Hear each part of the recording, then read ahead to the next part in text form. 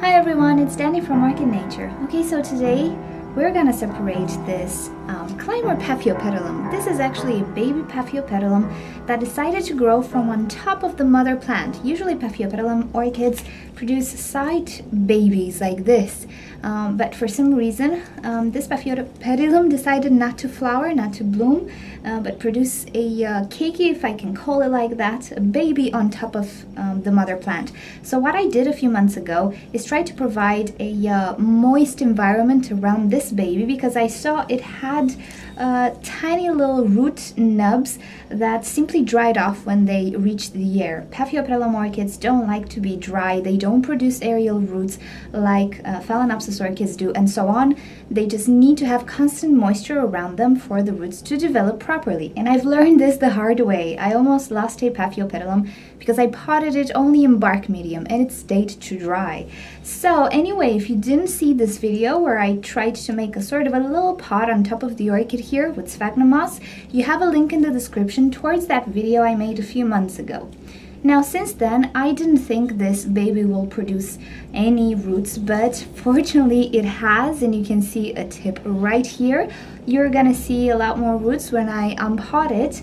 So today I just want to pot this baby separately. I want to remove it, cut the stem of the mother plant, which is connected to the baby, and yeah, give it a brand new life of its own. Also, this plant is producing some roots in the pot, I've noticed, and also a baby here.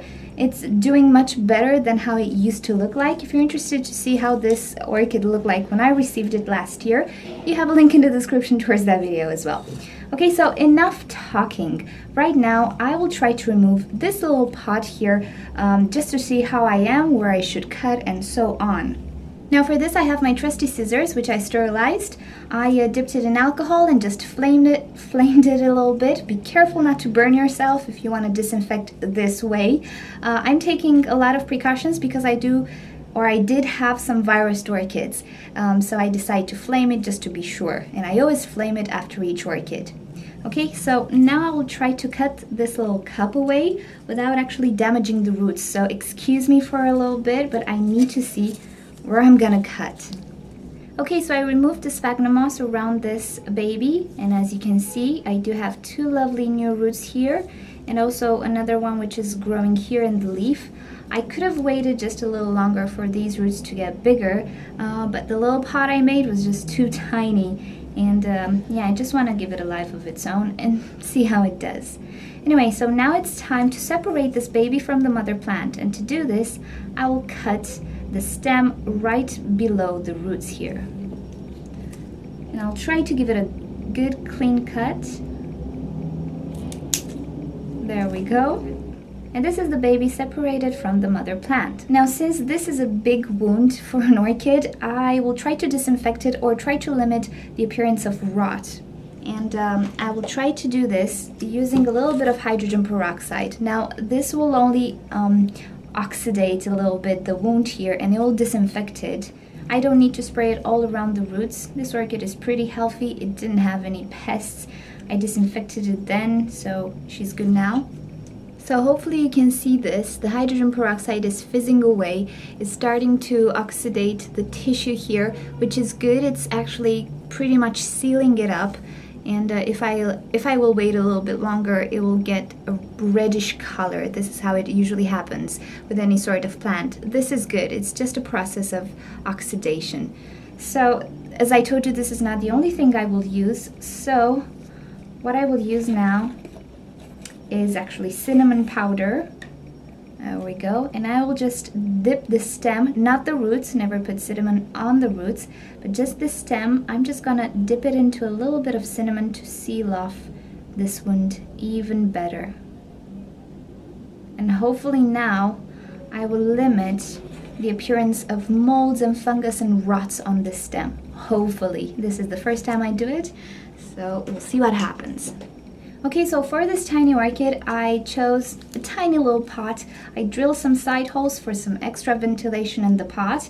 As for the media, I will use a mixture between bark chips and sphagnum moss. I will add just a little bit more sphagnum moss to this mix. I want it to be super water retentive.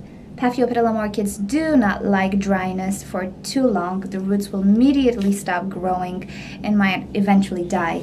And also on the top of the pot, I will place a layer of sphagnum moss just to retain that moisture, since it's really warm right now, it's summer, and that will actually help it. So I will now place a layer of media on the bottom of my pot and just try it to see if you need to add a little bit more. Now, since Paphiopedilum orchids like to be covered pretty much, they're not like Phalaenopsis orchids, I will add a few more bark chips and sphagnum moss to complete it. And I think this is enough. And I will now continue to add sphagnum moss on the top. Okay, so I'm done with potting my Paphiopedilum orchid.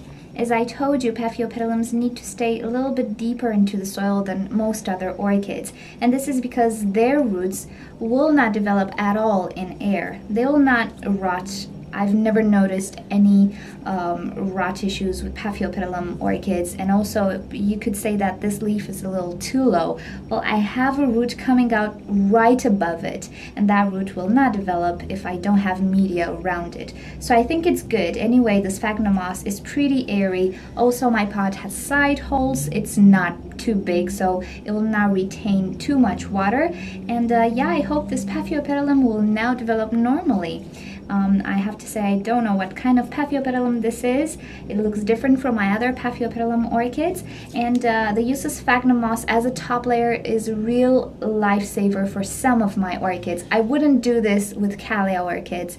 I wouldn't do this with Phalaenopsis orchids, but definitely with all sorts of Oncidiums and intergenerics and Paphiopedilum orchids, it really is a lifesaver in really hot temperatures and in really dry environments. And I've actually seen this method used by Brad from Brad's greenhouse, and I'll add a link in the description towards his channel because it's really super interesting to watch, and if you don't know it, you should watch his videos.